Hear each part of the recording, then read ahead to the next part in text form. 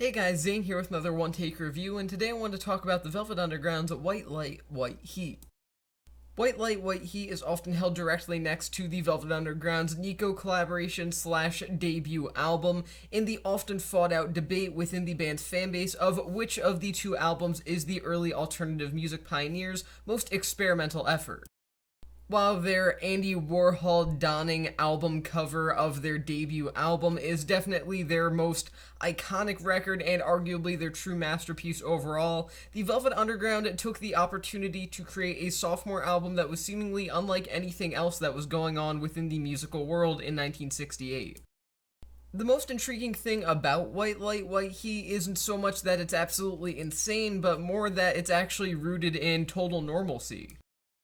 At first glance, there may actually be a couple of tracks here, such as the title track, that come across as just simple early garage rock of the time period, a la Run Run Run from the Velvets' previous album. It also helps that the elements of garage rock and psychedelic pop rock parody that would later be expanded upon with records like Loaded are first introduced on White Light, White Heat. I think it's often ironic as most people tend to consider Loaded their weakest album overall, but it's true, the origins of that album can be traced back to White Light, White Heat. As the dimly lit photo on the cover suggests, however, there is a much more sinister, dark side to this record as well.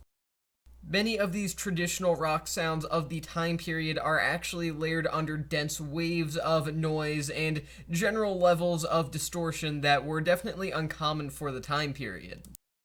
When they set out to record White Light, White Heat, the Velvet Underground wanted to sort of recapture the same magic of their live shows, heavy improvisational reliance, and a general chaotic, almost at times disorienting atmosphere, and that's definitely what they aimed to do when they created their sophomore album. Ultimately, the mad scientists behind White Light, White Heat are mostly successful in their mad experiments that were, for the most part, unheard of at the time. The lyrical aspect of the record sees things take an even more bleak route, as the very surreal yet vividly disturbing imagery that the record produces in its songwriting is definitely remarkable, I'll say that much. Primarily delivered by Lou Reed, the songwriting here can be just as stomach-churning as it can be extraordinarily poetic, and that's a difficult line to walk, but it's one that he walks extraordinarily well. Reed, the primary lead singer and songwriter of the Velvet Underground and future rock music icon, often cited a number of writers such as William S. Burroughs, the incomparably strange William S. Burroughs, might I add, on top of that, as major influences for his lyrical style at this point in his career.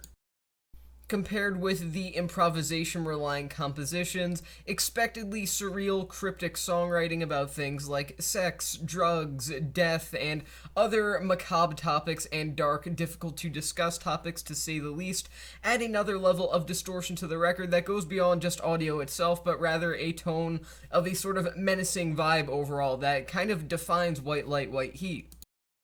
The production on White Light, White Heat is also particularly fantastic and definitely elevates the record to some extent. Due to the rough mastermind work of individuals behind the scenes like Tom Wilson, the listener is presented with a record that has things distanced enough from each other to stand out in an individualistic aspect while still close enough to the listener to be extremely engaging and result in the ultimate abrasive whirlwind of sounds that we are presented with. The John Cale spoken word track, The Gift, is a beautiful example of this, as the instrumental of the song, which is heavily noise and sort of ambience reliant, and the John Cale spoken word portion of the song feel audibly distant from one another, yet they are directly going into your ears, they are directly involved with you, the listener, and as such, it feels like a more powerful listening experience. This is an aspect apparent across every single second of White Light, White Heat, and something that makes the record all the better for it. The record ultimately is just a means of building up to the epic grand finale closer song, Sister Ray, easily the most famous and well-loved on here. Clocking in at a nice lengthy 17 minutes in total, this cinematic cut would seem like the perfect opportunity for the Velvets to truly let their improvisational side loose. This is something that the band obviously recognized, something that was obviously going to help them achieve their goal of recreating their sort of nature within a live setting, and they were able to do exactly that in 1967 when they recorded this record, a year before White Light, White Heat's proper release. All 17 minutes are based around a jazz-like style of compositional work that feels very loose but at the same time very practiced, as Lou Reed rambles on with his sort of crooked beat-influenced poetry. Alongside the legendary song Heroin, Sister Ray may be the ultimate representation of what the Velvet Underground and all of the people that surrounded them, like Nico, Andy Warhol, Billy Name, etc., all represented. Chaos and destruction that ultimately results in beauty and perhaps even a sort of corrupt kind of serenity.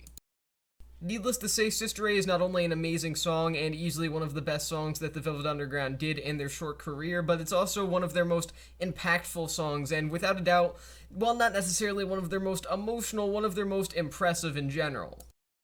For something that is very, very long, a 17-minute long track, it's actually remarkably memorable, and the entire song, although very improvisational in nature, again feels very practiced. It feels like the Velvet Underground knew what they wanted to do as they went into things, and the chemistry between each member of the group at the time is absolutely fantastic, making it more of a shame that John Cale ended up leaving after this record. So overall, White Light, White Heat is actually fairly light in comparison to modern day noise rock.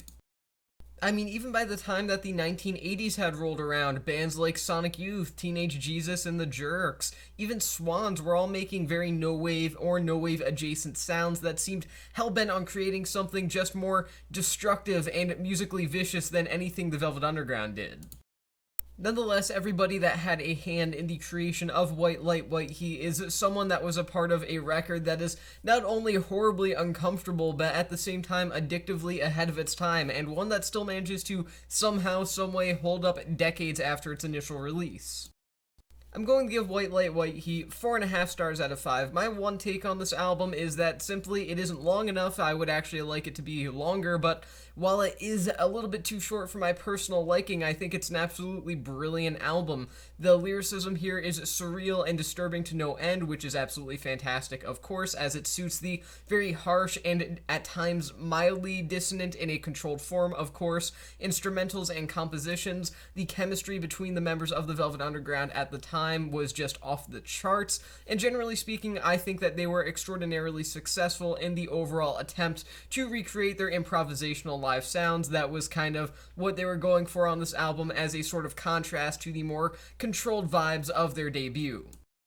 I'd recommend this to anyone who is really looking for new experimental music they might not have heard, but at the same time, this is also an absolute classic of a record too, and you should probably just hear it to know what it sounds like. If you haven't listened to the Velvet Underground, they're undoubtedly one of the most important bands of any genre of all time, perhaps even a top 5 or even a top 3 for all I know. I mean, it's hard to rank that, of course, but still, my point is an extraordinarily important band whose influence really knows no bounds, even decades, almost at this point, almost century after their debut, and quite frankly, just an absolutely fantastic band. Also, before you call me out for saying nearly a century, I would like to remind you that the Velvet Underground and Nico is closer to being 100 years old than it is one day old, so I mean,